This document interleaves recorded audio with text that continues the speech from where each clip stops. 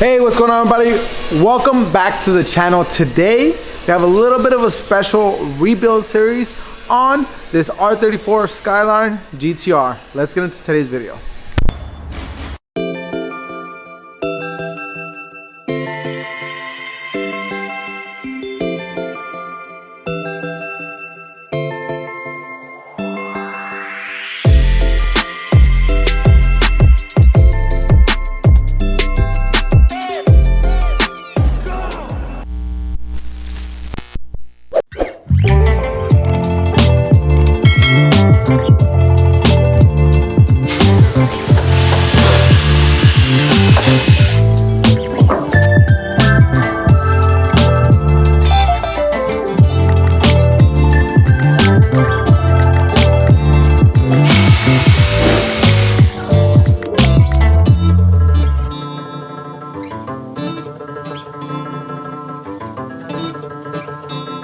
Okay, so my initial step for this RB teardown is going to be removing the front clip, which will involve headlights, bumper, fenders, and when the time comes, the hood, just for safekeeping and we don't damage that midnight purple. So the initial step will be removing the front clip along with the radiator, condenser, expelling all fluids out of it, and the most important thing, bagging and tagging, because we do not want to lose any pieces or components to this project whatsoever.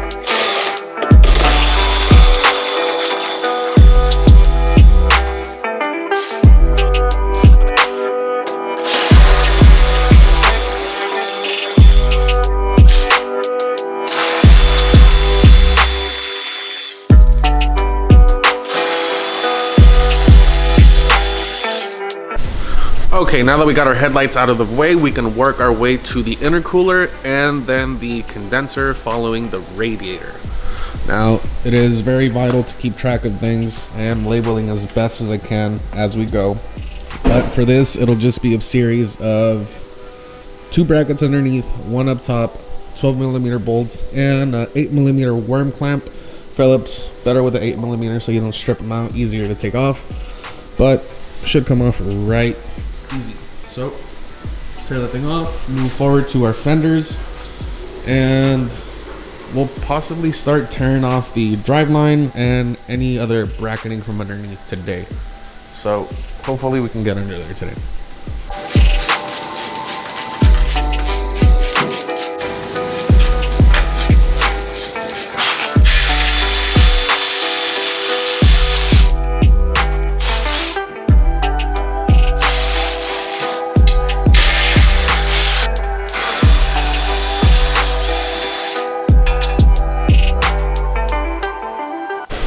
Okay, so at this point our intercooler is off. So in order for us to get to our condenser and radiator portion to start draining out fluids, I'm gonna go ahead and take the time to take off the charge pipes, all the piping involved with the turbo inlets and outlet. So we're gonna label these so we don't mistake which side, even though it's a little hard to do that, but still, labeling helps a lot. So we're gonna go ahead and take off the dryer, the hood latch, horns, fan, and the crossover charge pipe. Again, this is just your standard worm clamps with 8mm heads.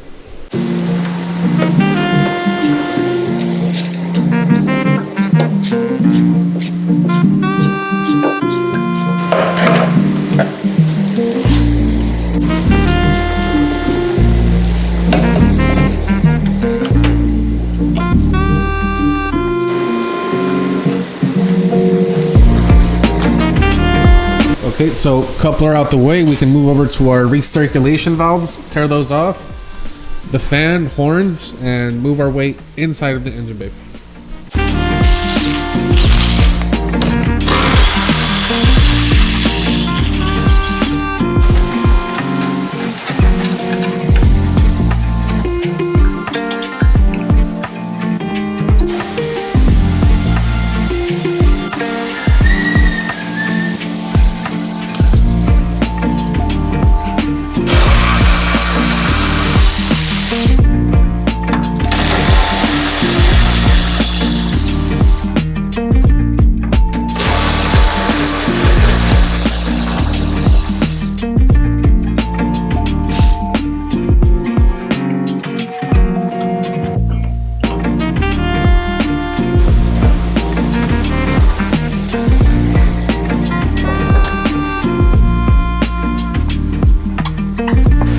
Okay, now that we have our cooling system out of the way, AC condenser, radiator, cooling fans, all that good stuff, we are going to pull the fenders off. We are going to be hovering alongside of the engine bay, removing intakes, filters, windshield wiper fluid, expansion tank reservoir.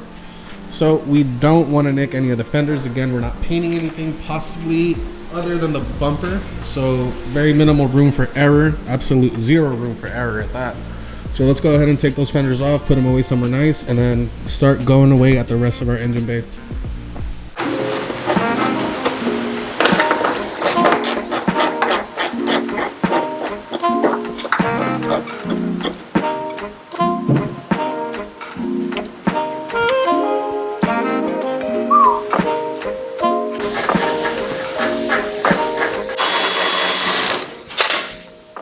Oh, there it is. Where'd it go? Did it fall? I don't know where it's at, man. Shit.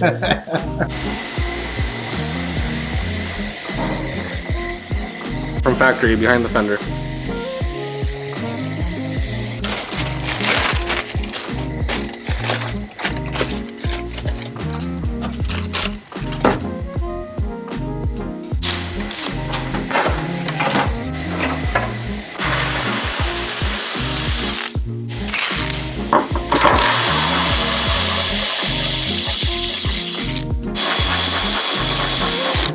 So look at real quick before we do take this off. There is imperfections, right? We do see some there's imperfections. So hopefully, with the wet sand and polish that we can get this looking, the parts, taking care of some of this unfinished area. Oh shoot, hey, be careful. These are Japanese. These are JDM right here. These are JDM. Those are novelties. These are JDM right here. I will sell this to you guys for $2,500 plus shipping. I'm gonna say that here. And then this is a JDM rock right here. So that's got to be worth at least $5,000. All right, so you may see this GTR. You might think, well, what are you guys really rebuilding here? What is the whole reasoning behind this? Like, what is the reason? Well, the reason is because ultimately this car will be for sale.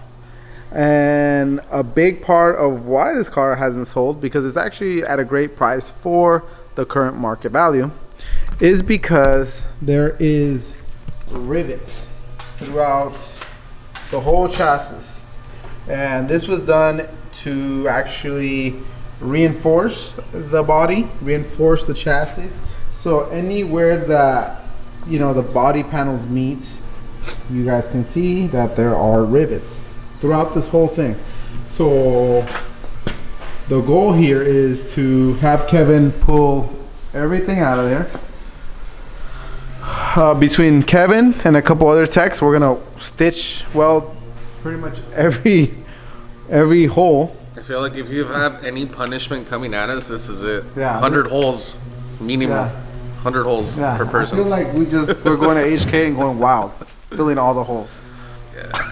They won't know what that means. That's horrible. Hello, Sarah. How you doing? Good. Good? Yeah. Are you here to yell at us?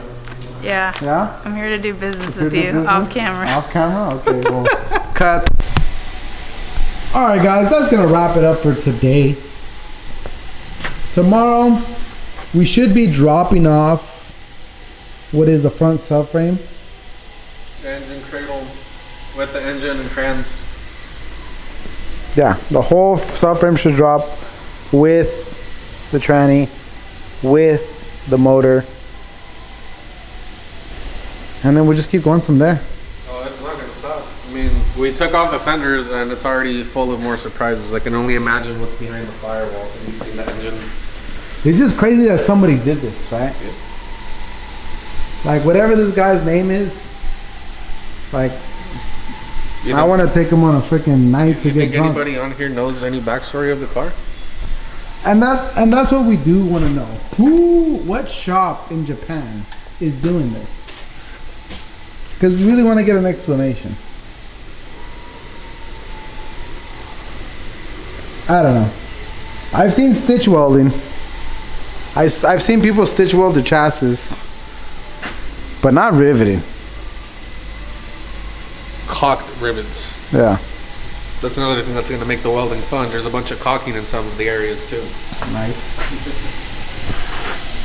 Oh man. Fenders are off. There's no obstructions because we will be hovering around the engine bay tomorrow, pulling off the harness, the shock tower brace, all the inlets, piping, filters, windshield wipers, the reservoir for both coolant and the wipers.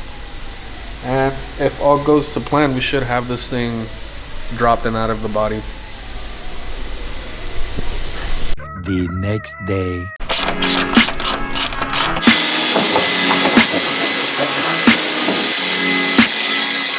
Alright, as you guys can see, we're down to what is the bare bones of the motor in the bay. All the cooling system has been removed. Fenders, headlamps, bumper, you know, all the intercooler, and as of now, the intake system is almost off. Kevin, what are your next steps to get this thing dropped within the next couple hours? So now that we have the majority of the obstructions up top away from us, we're going to go underneath the car, remove the diffuser, any bracketing for the exhaust, drive shaft, and then following through with hydraulic lines, brake lines, power steering lines, some AC lines we still need to get out the way, and then we're going to make our way onto the engine, disconnect harness, and drop the subframe with the motor and transmission attached.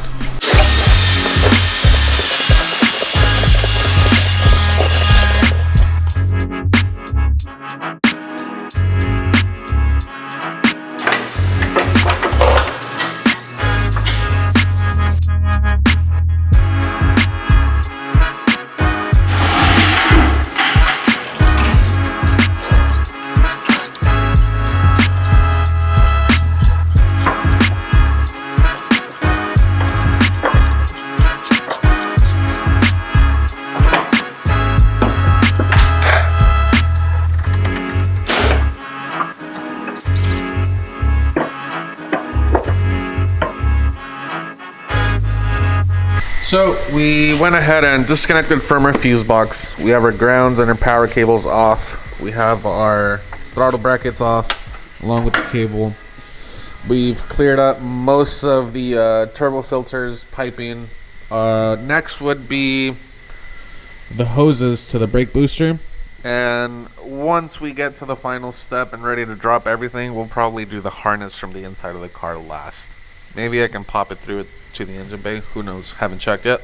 But we're almost there. So now we are moving on to the drivetrain as soon as I get the hoses off the booster. And we can continue going with the exhaust. Okay, so we're finally moving on to the underside of the car. In order to drop this RB, we have to initially drop the exhaust, which involves undoing it from the flanges that connect to the cats, downpipes, and diffuser.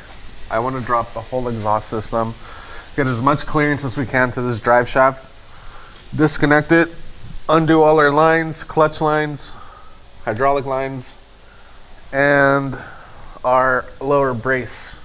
Now, once those things are out of the way, assumingly disconnecting brake lines and such as well, we should be able to drop the engine. with the subframe and suspension components.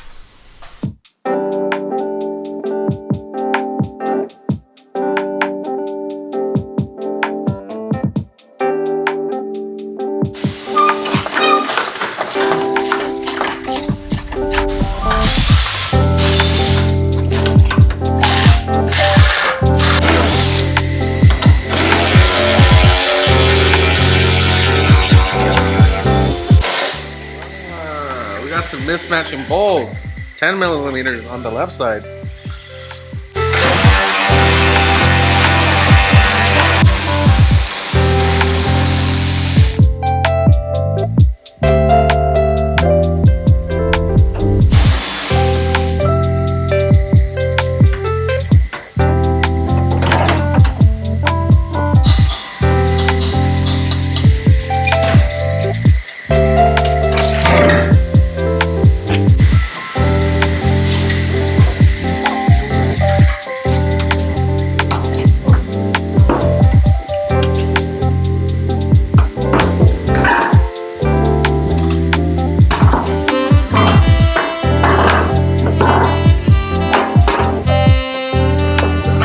Alright, so let's take a look at what it looks like underneath a 25-year-old car that came straight from Japan. This thing's seen better days. What's crazy is this whole transmission setup is probably about 10 grand. That's probably cheap, probably maybe around 15 grand. It is a Gtr with the Nissan stamp on it, if that means anything. Well, we got some leaks, so I don't know how simple this job is going to turn out to be. I don't know, you know, our initial job is to take care of all these rivets and refinish everything. But Kevin, tell everybody watching what you've already found. Long nights Long nights? and headaches ahead. What have we found? Well, there's a tremendous amount of rivets underneath the trans tunnel, up above on the cowl, just in areas that you wouldn't even think of there being rivets in there. So our job will be to extract as many as we can, or as many as we should.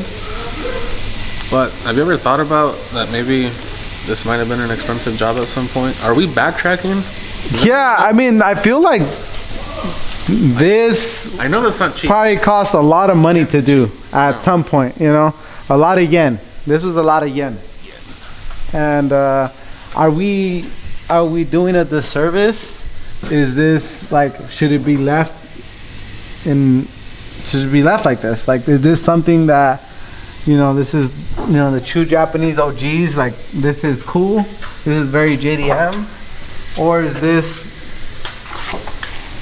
not it, you know? The more and the more that I look at it, the more I think, like, what did we get ourselves into? Like, I'm just like, what the heck? Like, why did I say yes to this? Because we're SOS Customs and we got you covered. Yeah, we need to change the slogan, because that doesn't seem like, I don't know. Like, what do we do about this? Like, you're just leaking, right? This thing just, you know. Flex seal. Oh, that would for sure help. Guaranteed not to leak at all. But you know, you just get into it. It's like, dude, it's like you're opening up a can of worms, messing around with a 25-year-old car. Shit. So what do we have left to do before the engine drops? Drive shaft, transmission lines, clutch line. This is an all-wheel drive unit, so we are debating how we're gonna go about the subframe, taking it off, putting it back on. So I think our approach will be fully removing it with the engine, undoing it up in the air, slapping it back on without the front axles, and make the car a little bit maneuverable throughout the shop for every phase that it's going to be in: welding, paint prep, and the full, what can we say, not rebuild, but the full aftermath of it. I mean, it's gonna look like from the top side, it's not gonna look like we did shit, but only we are gonna know, and whoever's watching this video, that this car has been completely gone through nut and bolt from the bottom, you know, like, which is like, to be honest, like, it's crazy. You see this car and like you can think like, hey, this is a really expensive car, but to see this at the bottom of your expensive car. Well, this is gonna be a Russian spec GTR when we're done with it. That so Russo spec? yes. Yeah, there's a lot to go here, and that's why we're trying to do our best to document every phase. Our goal today, by the time we finish this video, is to drop the subframe and motor. Allegedly, and I don't know how many more bags of hardware till we get there, but we're almost there. A lot more. Almost there for the first part.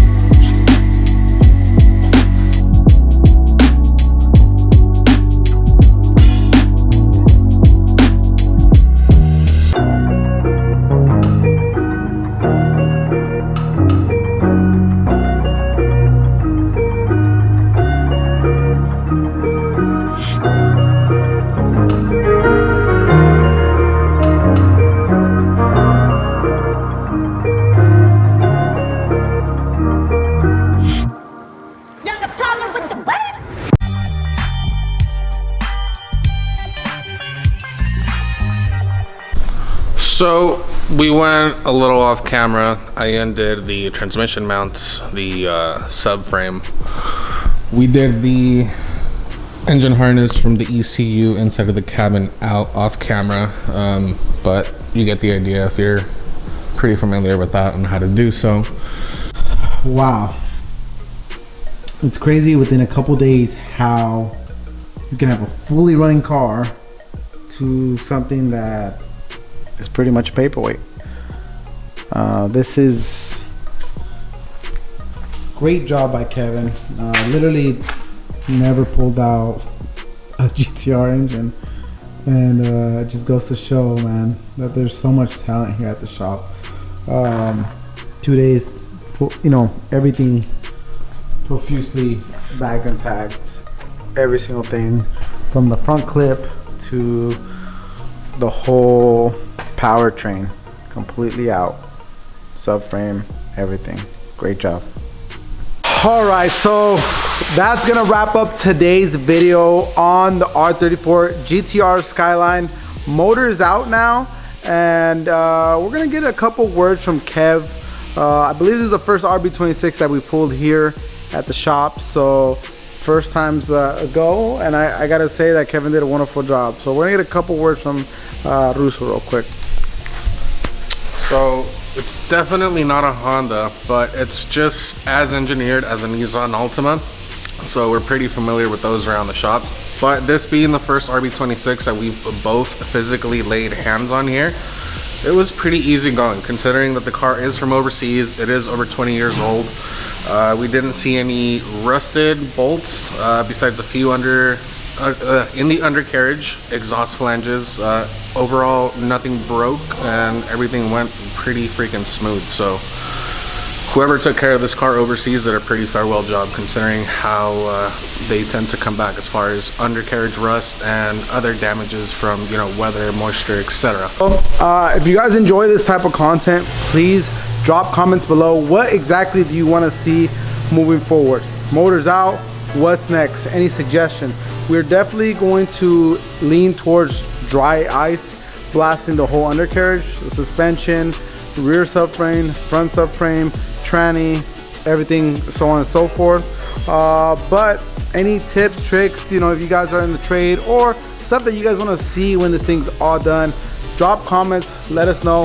If you're new to the channel, go ahead and hit that like and subscribe and notification button, because we're staying on this thing until it's done.